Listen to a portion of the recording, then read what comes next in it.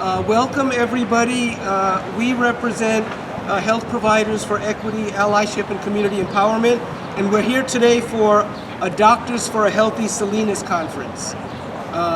There's a few doctors here. My name is Dr. John Silva. I need my 10 voice, right? I'm with Dr. Jaime Gonzalez and Dr. Juan Magana and Dr. Laura Solorio. Why are we here?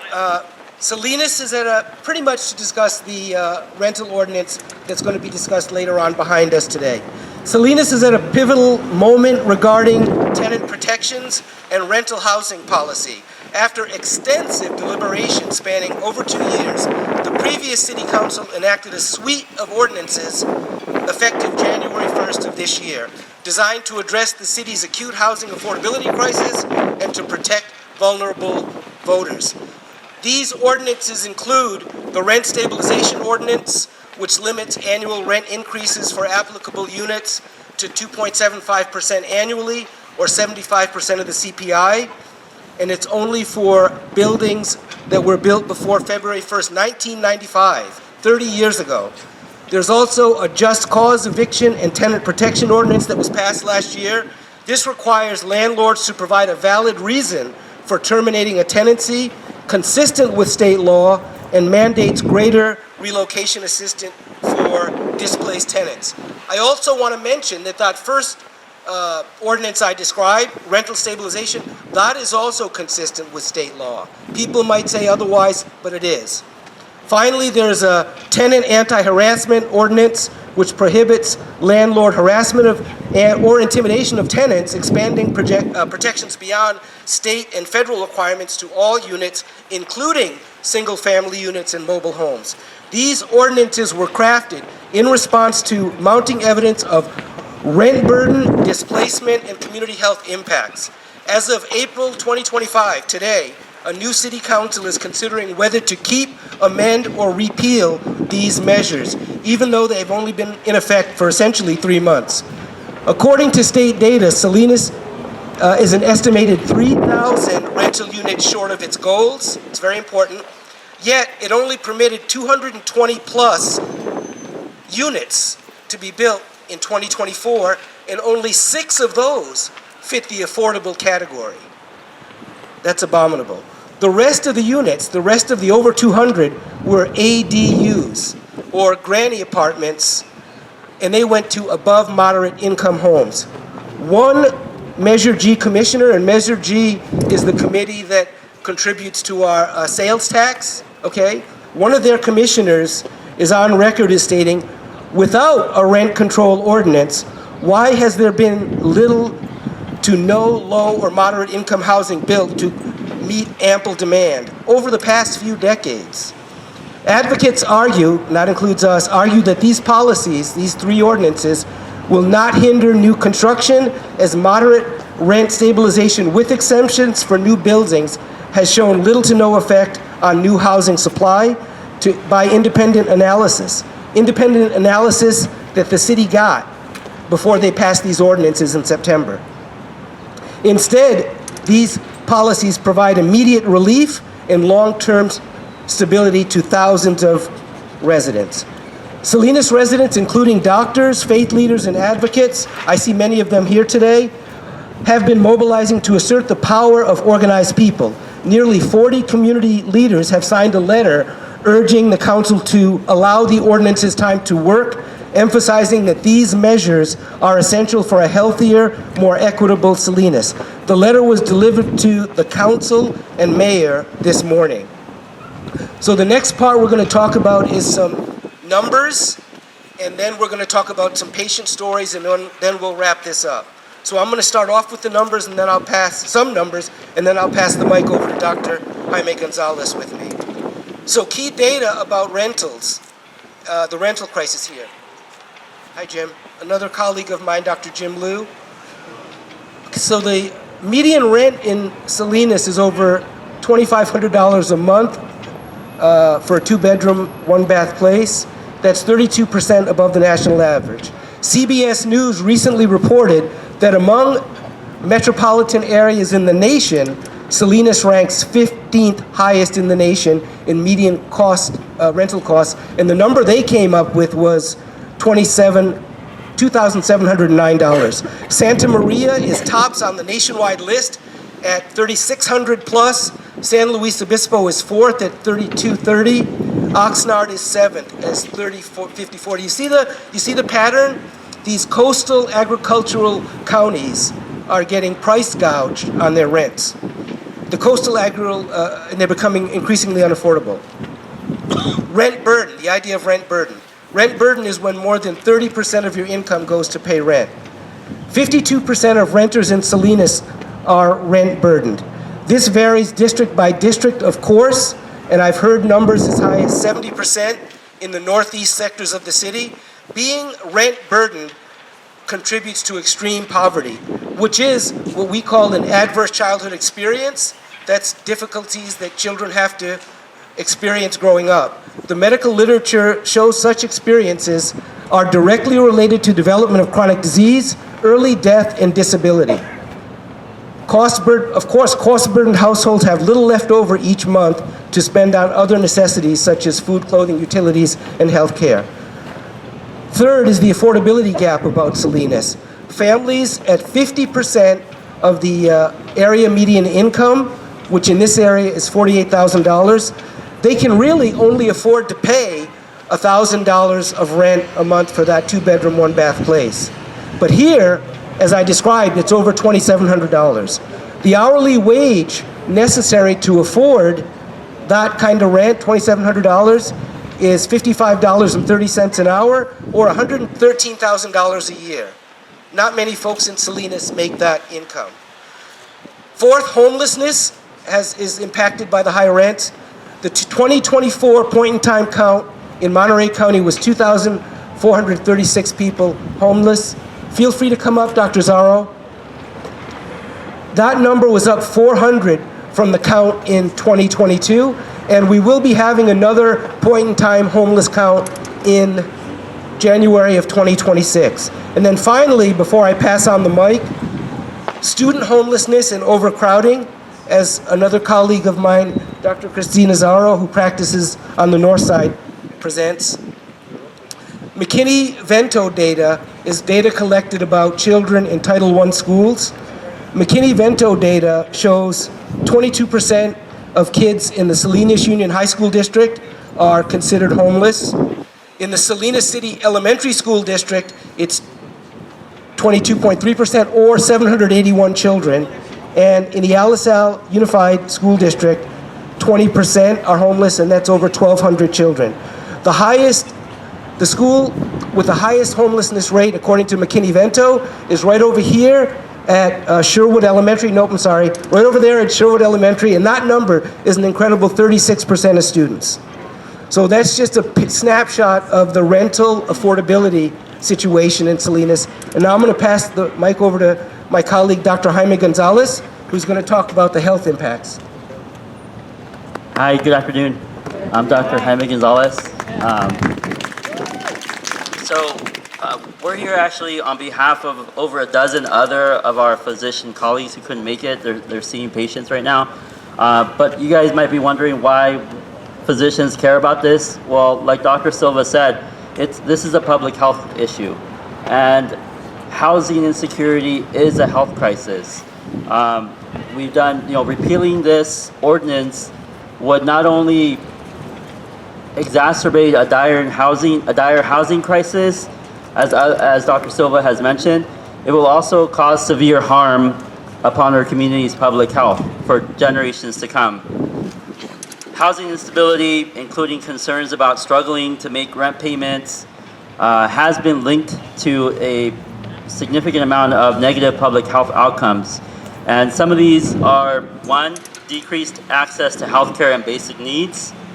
The 2021 survey showed that over close to 5% of adults reported needing to cut back on basic health needs, basic nutrition for trying to make rent. Number two, decreased likelihood of being insured. So adults who suffered from unstable housing are over twice as likely to be uninsured as those with stable housing.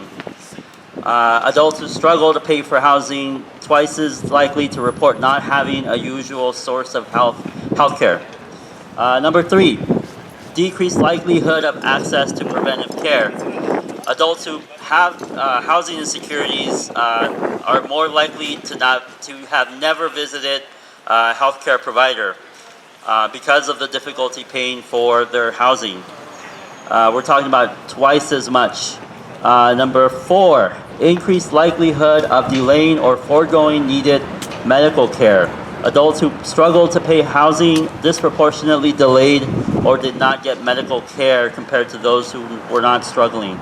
And then, as we all know, or as we've seen, delaying medical care has been linked to increased mortality, morbidity for people who have chronic medical conditions. Number 5, increased rates of moderate to severe psychological distress. And this is real. I mean, we're seeing patients up to 39%, according to the survey, who suffer from serious psychological effects because they have to worry about housing. Number 6, as if I didn't have to list all these. Forced to rent substandard housing exposes them to health risks. We're talking about those who live in lower income housing, could be exposed to vermin, mold, water leaks, inadequate heating or cooling systems. Number 7, overcrowding in health. It can affect mental health. It can increase stress levels, relationships. It can affect sleep. And more importantly, as we saw during the pandemic, it increases the risk of infectious disease. And then, as Dr. Silva alluded to, children who move frequently are more likely to have adverse health outcomes. They're more likely to have chronic conditions, later on, poor physical health. And also, housing insecurity, especially if we repeal this measure, it can lead to new homelessness. And they did a study in Boston that found that mortality rate was 9 times higher on men who were newly homeless than those who weren't. And so we're talking, with this repeal, we're talking about not just chronic conditions, we're talking about increased mortality that we can expose our population to. Additionally, one more thing is pregnant women who are homeless are more likely to deliver preterm and low birth weight babies. And so it affects every spectrum of our community. And so that's why we're here, and that's why this is important to us.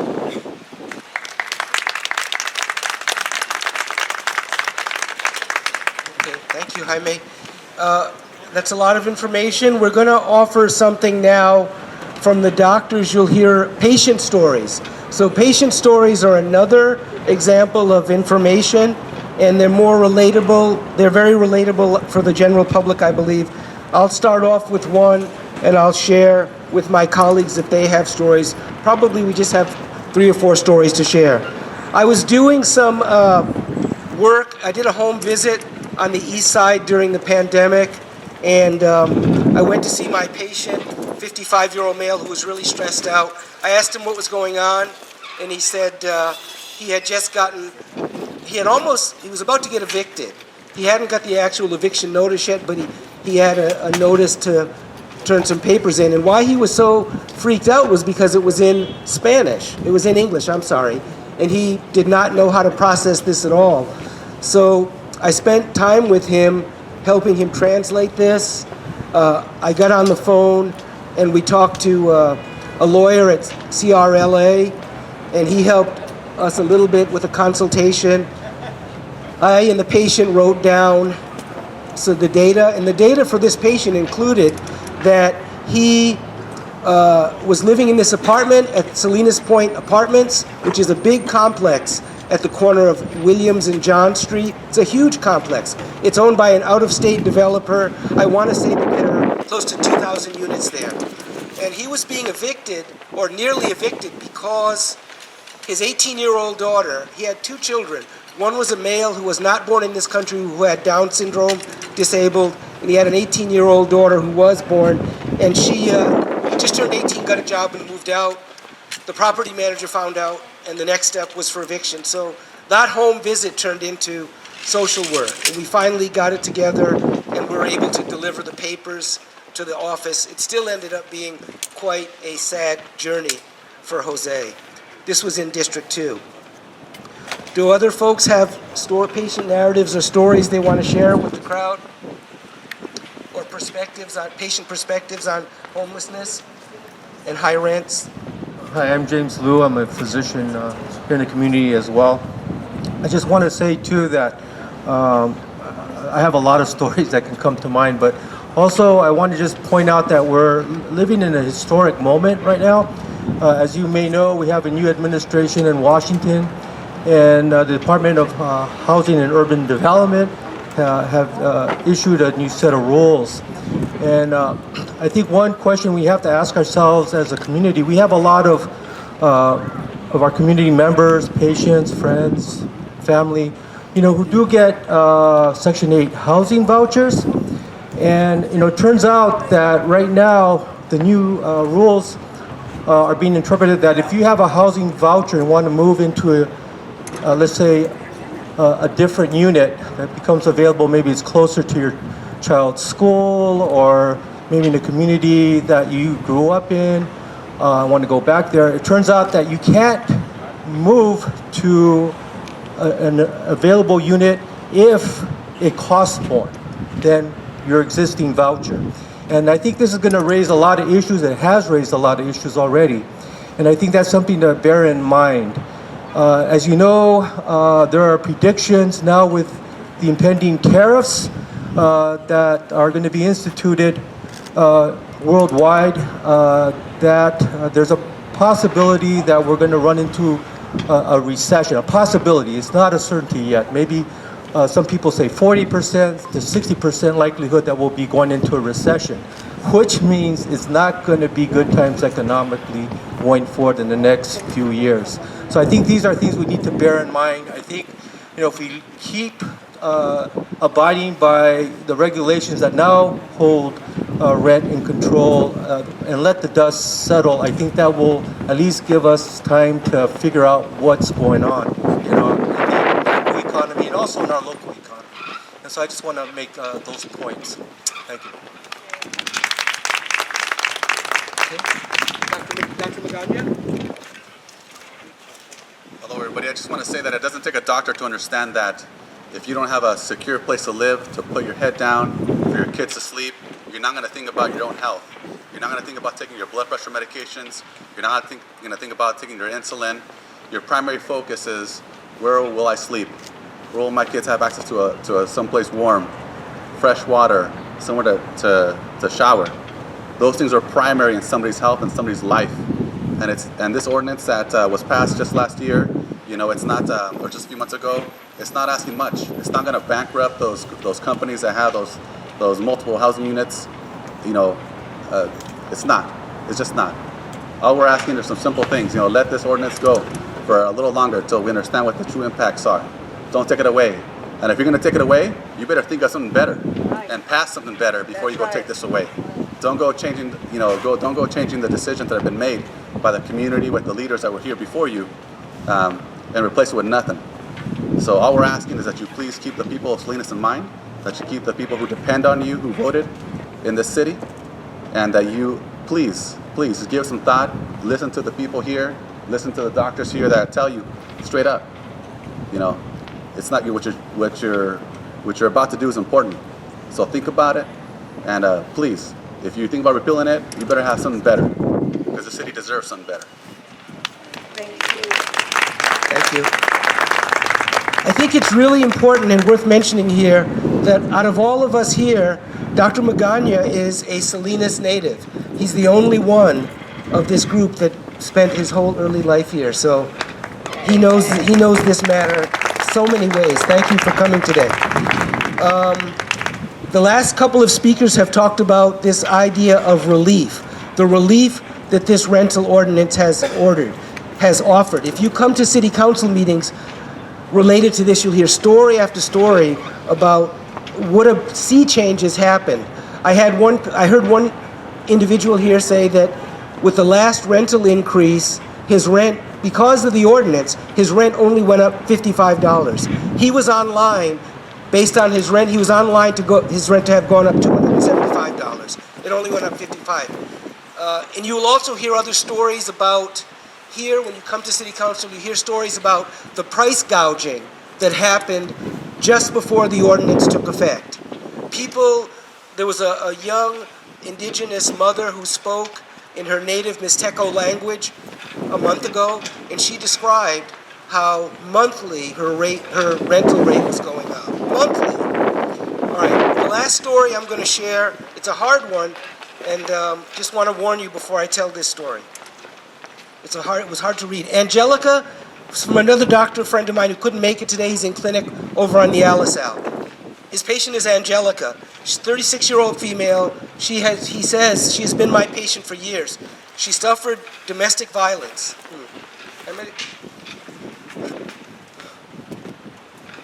Need help reading this one. She suffered from domestic violence. She was forced to leave her shelter after 3 months because other women needed the space. She found a room in a house where she lived for the last 8 months. I have personally, my friend Pedro, has personally visited her house and witnessed himself this inhumane living condition. She has 4 children ages 18, 14, 8, and 6 years old. They rent a small room in the house.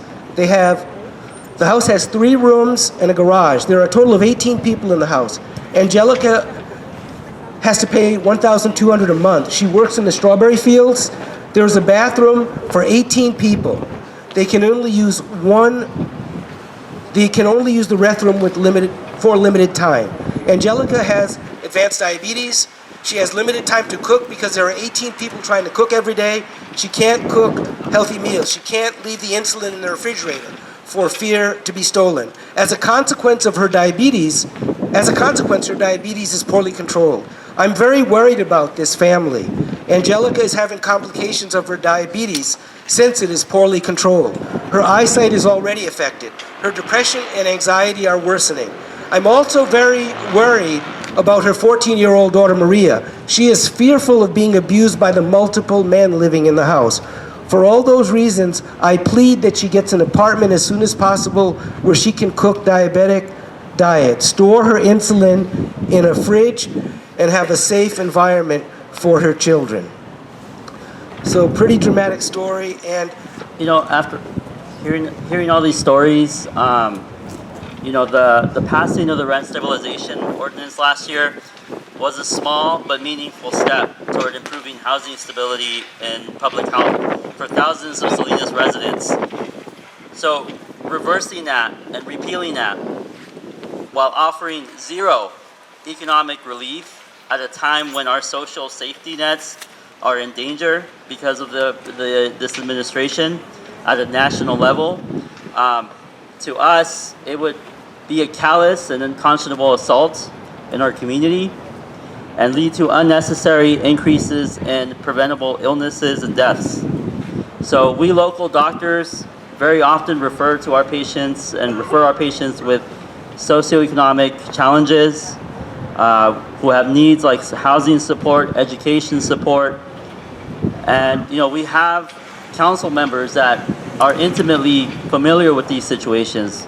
We have a council member who is a public health nurse. We have a council member who was a trustee of Hartnell. They understand and they understand the challenges that our population, our community faces.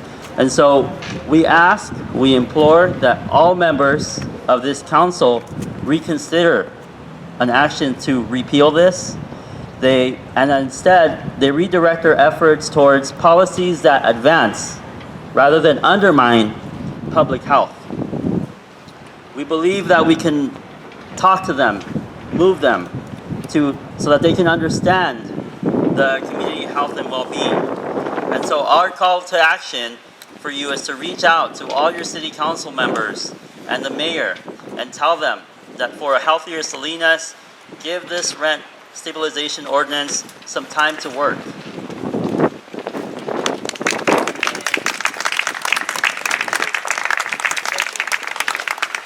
thank you, Dr. Gonzalez. It's driving up to 4. We'll allow some time for questions.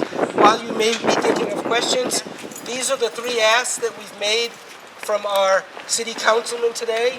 You can take a picture of those and include that in your email to the city councilman or the mayor. I'm Dr. Zaro. I work at Natividad, and also I work in Chinatown. And so I do addiction medicine and see a lot of patients coming through in Chinatown to get their needles to be exchanged. Most of them have substance use problems. Most of them use fentanyl and methamphetamine, and I can just say right now it's impossible for them to ever stop using those, for most everybody, if they don't have housing. And when people do get housing, finally they get a little apartment, we have the best chance of success of getting them off of their substances. And so that's my plug for no barriers to good, stable housing. Thank you.